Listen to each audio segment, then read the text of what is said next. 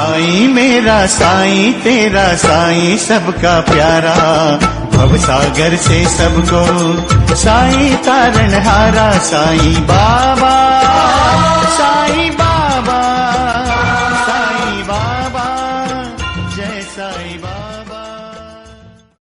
ओम साईं राम, जय साईं राम। साईं कंचन चैनल आप सभी साईं भक्तों का बहुत बहुत स्वागत करता है और आशा करते हैं कि बाबा की कृपा से आप सभी बहुत अच्छे होंगे, खुश होंगे, स्वस्थ होंगे और बाबा के नाम जाप में लगे होंगे। तो चलिए आज की वीडियो की शुरुआत करते हैं।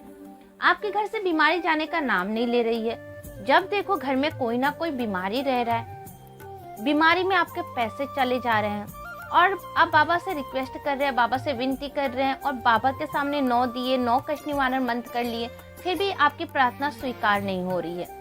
तो उन सब करने के बाद बाबा के एक छोटा सा प्यारा सा उपाय करके देखिए। उपाय तो नहीं कहेंगे क्योंकि ये बाबा ने स्वयं कहा है, उनके ही शब्द हैं, तो बाबा के सामने उनके ही शब्दों को दोहरा के देखिए।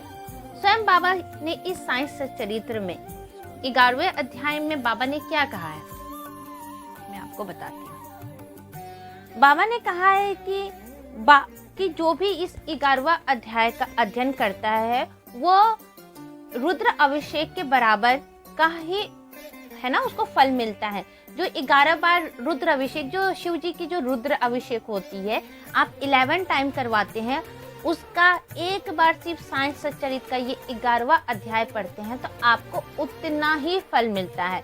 और रुद्र अभिषेक कब कराया जाता है? जब आपके घर में कोई जटिल बीमारी हो, घर से प्रॉब्लम जाने का नाम नहीं लेता है, तब आप रुद्राभिषेक कराते हैं। लेकिन हर किसी के पास सामर्थ्य नहीं है, हर कोई करने में सार्थक नहीं है।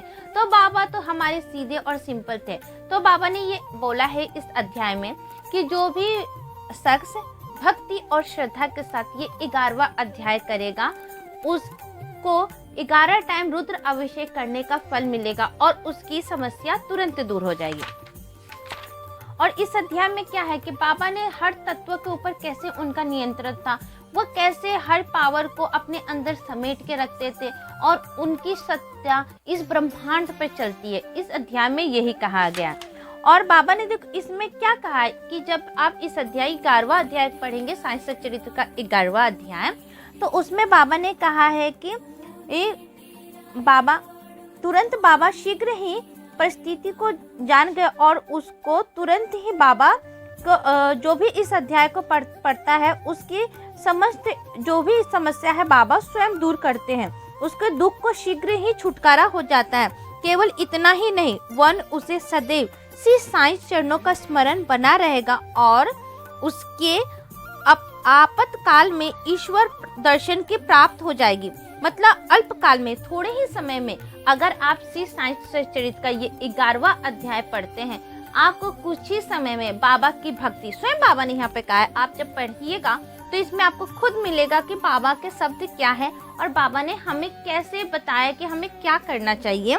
अल्प काल में ही ईश्वर दर्शन की प्राप्ति हो जाएगी, उसकी समस्त इच्छाएं पूर्ण हो जाएगी और इस प्रकार वो निष्काम बन जाएगा। मीन्स ये अध्याय पढ़ने से 11वां अध्याय, अगर आप कुछ भी नहीं कर पाते, आपके पास समय नहीं है, आपके पास टाइम मैनेजमेंट नहीं है, आप वर्किंग वूमेन है या घर में छोटे बच्चे हैं, हम रोज सप्ताह पारायण नहीं कर सकते, रोज नहीं पढ़ सकते, तो आप सिर्फ गुरुवार को ही, सिर्फ अगर गुरुवार बाबा के सामने श्रद्धा और भक्ति के साथ बाबा का ये साइंस चरित्र का 11वां अध्याय पढ़ते हैं, जिसमें स्वयं बाबा ने कहा है कि इस अध्याय को पढ़ने से आपकी समस्त इच्छा, समस्त प्रकार के रोग दोष दूर हो जाएंगे और जल्दी ही आप ईश्वर की भक्ति, आपको बाबा के स्वयं सानिध्य का प्राप्त होगा सिर्फ ये अध्याय पढ़ने से।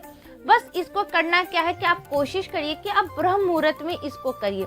किसी की तबीयत खराब है, किसी की बीमारी घर से जाने का नाम नहीं ले रहा, तो सिर्फ बाबा का उसके नाम लेकर के बाबा इस शख्स की बीमारी जा नहीं रही है, हम बहुत परेशान हो गए हैं, और बाबा के सामने सिर्फ गुरुवार को ही, रोज भी करने की आपको जरूरत नहीं है, सिर्फ गुरुवार बाबा का 11वां अध्याय पढ़िए और अपने घर से बीमारी को दूर भगाइए।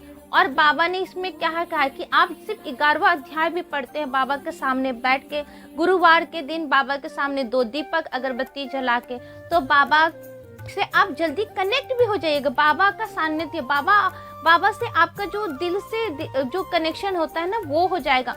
ज़्यादा कुछ करने की ज़रूरत नहीं है। बाबा ने साईं सच्चरित्र में हमें स्वयं बताया कि हमें क्या करना है और कैसे करना है।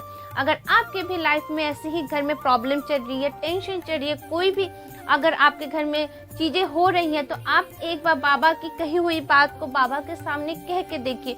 श्रद्धा और भक्ति के सामने ये 11वां अध्याय पढ़ के देखिए, क्योंकि ये हम नहीं कह रहे, ये हमारे शब्द नहीं है, हमने कहीं से सुन के नहीं कहा। ये स्वयं बाबा ने इस साईं सच्चरित्र महाग्रंथ में स्वयं बाबा के ही शब्द हैं। और बाबा ने स्वयं हम जैसों के कल्याण के लिए बाबा ने ये कहा है, क्योंकि हर कोई को पॉसिबल नहीं है ना, इतनी खर्चा करे, ये करे, वो करे, यहाँ टाइम दे, वहाँ करे, और रुद्राभिषेक कराए, ये कराए। तो बाबा सिंपल थे, तो बाबा हमें सिंपल ही चीज़ बताते थे। बाबा को पता था कि आज से 100 साल पहले, अब आगे आने वाले, बाबा तो त्रिकालदर्शी है, बाबा को सब पता है कि आने वाला समय कैसे होगा, हम लोग की जिंदगी कैसे होगी। तो बाबा ने क्या किया, साईं सच्चरित्र में उस चीज़ों को ध्यान में रखते हुए ही बाबा ने कहा है। तो आप भी एक बार 11वां अध्याय करके देखिए। ब्रह्म मुहूर्त में उठिए और बाबा के सामने 2 दीपक जलाकर श्रद्धा और सबूरी के साथ कि बाबा मुझे पता है कि स्वयं अपने साईं सच्चरित्र में कहा है कि इस अध्याय को पढ़ने से ये होता है, तो मैं इसी श्रद्धा और भक्ति के साथ आपके सामने ये 11वां अध्याय कर रहा हूँ। मुझे आपका प्यार, आपका साथ और आपका आशीर्वाद चाहिए। जब बाबा के साथ आप सामने ऐसे कह के इस अध्याय को पढ़ेंगे, तो बाबा का होने का अनुभव आप स्वयं अनुभव करिएगा। बस इन्हीं के साथ बाबा को श्री चरणों में नमन करते हैं। जहाँ भी रहिए बाबा से जुड़े रहिए। और आप मेरे चैनल पर नए हैं तो ये बाबा का चैनल है, इसको कर लीजिए सब्सक्राइब। और कमेंट तो जरूर करिएगा कि आपको कैसा अनुभव हो रहा है, बाबा की लीलाएं आपके साथ कैसे कैसे हो रही हैं। और कुछ नहीं भी कह सकते तो एक बार कमेंट करके ओम साईं राम तो जरूर कहिएगा। और ज़्यादा से ज़्यादा इस वीडियो को शेयर करिए, क्या पता आपका ये शेयर किसी की ज़िंदगी बदल दे। ओम साईं राम।